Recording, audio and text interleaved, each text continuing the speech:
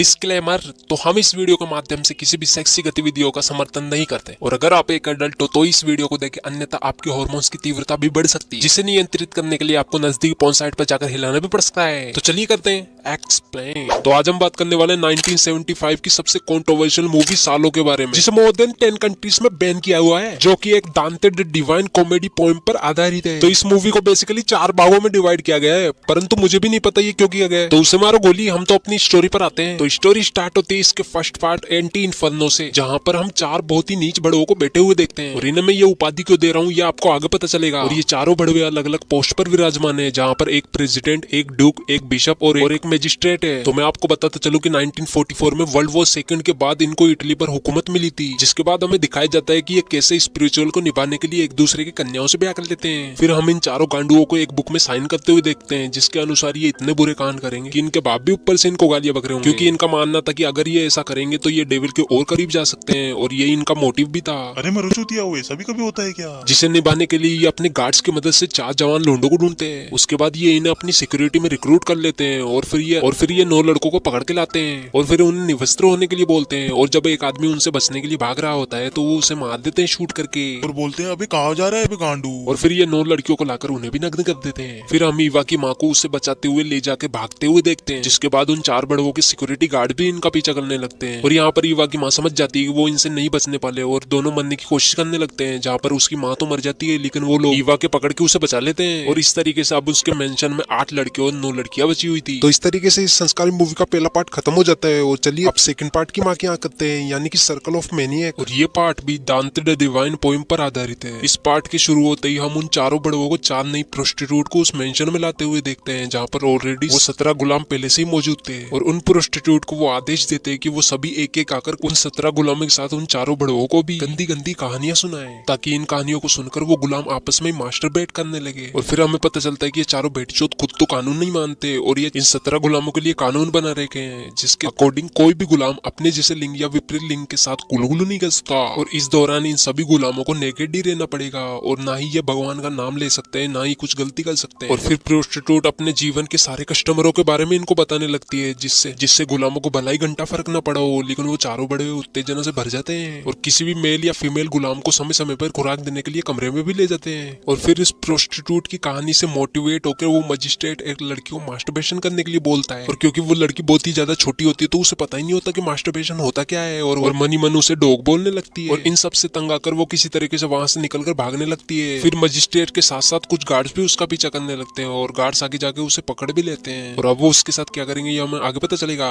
फिर हम सभी को एक रूम में खाना खाते हुए देखते हैं। फिर एक गार्ड एक लड़की को नीचे पड़ी हुई रिंग उठाने के लिए बोलता है और इसी बात का फायदा उठाकर वो अपना सामान उसकी तिजोरी में रख देता है। और इस प्रक्रिया को देखकर पता नहीं उस बड़े को क्या ही चुल मस्ती है कि वो अपने दोनों सेव ले जाकर उस आदमी को दे देता है और बोलता है इसे भी काटो।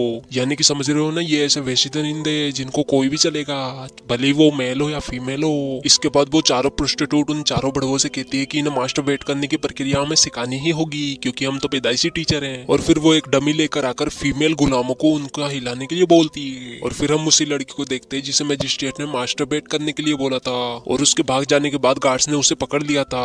और फिर हम उस लड़की की डेड बॉडी को देखते हैं जिसे उन लोगों ने गला काट कर मार दिया था। और वो सभी गुलामों को वार्निंग भी देते हैं कि अगर किसी ने भी यहाँ से भागने की कोशिश की तो उसका भी असर यही होगा। और फिर हम मजिस्ट्रेट को देखते हैं जो कि अपने कूलों को चेयर पे से उठा लेता है और बोलता है कि अब हमें इसमें से एक मेल और फीमेल को चूज करके उनका ब्याह कराना चाहिए। फिर वो इन दोनों का शुभ मंगल विवाह कर देते हैं और उसके बाद उन दोनों को आपस में गुलगुलू करने के लिए एक रूम में छोड़ देते हैं। और जब वो दोनों इस बात को मानकर गुलगुलू करने लगते हैं तो पीछे से तो उन 4 बड़वों में से 2 बड़वों से रहा नहीं जाता और वो वहां पर आकर उन दोनों को रोक देते हैं। ये तो बड़ी बात हो गई, हाथ आया पर सामान न लगाया। फिर उसके बाद ये दोनों बड़वो उन दोनों के साथ इस क्रिया को संपन्न करने लगते हैं। उसके बाद ये चारों बड़वो उन फीमेल्स गुलामों को डॉग की तरह ट्रीट करने लग जाते हैं, डॉग की तरह खाना खिलाते हैं। और जब एक लड़की नहीं खाती तो उसके खाने में कील मिलाकर उसे खिला देते हैं, जिसकी वजह से उसके मुंह में से भी ब्लड आने लग जाता है। अब हम करते हैं इसके थर्ड पार्ट को एक्सप्लेन, जिसका नाम था सर्कल ऑफ शीट। तो ये वाला पार्ट काफी ज्यादा डिस्कस्टिंग हो सकता है और अगर आप कमजोर दिल वाले हो तो आप इस पार्ट को स्किप कर सकते हो, लेकिन मैं आपको रिकमेंड करूंगा कि आप इस वीडियो को पूरा वॉच करें। तो दोस्तों अब थर्ड पार्ट स्टार्ट होता है, जहाँ पर सिग्नोरा मैगी नाम की सेकंड प्रोस्टिट्यूट आती है और अब वो अपने बारे में सभी को बताने लगती है। वो बताती है कि एक बार उसे अपनी माँ को ही मारना पड़ा था, जिस पर मजिस्ट्रेट बड़वा अपनी अपाइज बुद्धि से बोलने लगता है कि सैक्रिफाइस तो देना ही पड़ता है, इवन लोग बेवकूफ है जो कि माँ को ही सब कुछ अपना मानते हैं। फिर ईवा, जिसकी माँ ने मूवी के स्टार्टिंग में अपनी जान का सेक्रीफाइस करके उसको बचाने की कोशिश की थी, अपनी मॉम को याद करके रोने लगती है, जिस पर मजिस्ट्रेट काफी ज्यादा गुस्सा हो जाता है और अब ईवा भगवान का नाम भी लेने लग जाती है, जो कि उन बड़वों की नजरों में एक बहुत ही बड़ा पाप था। और अब गुस्साया मजिस्ट्रेट अपना पजामा खोल के वहीं पर सबके सामने शीट कर देता है और अब वो ईवा को उसे खाने के लिए बोलता है और मजबूरन ईवा को ये डिस्कस्टिंग चीज करनी ही पड़ती है। और इस सीन को देखकर मुझे भी दीपक कलाल की एक लाइन याद आ जाती है,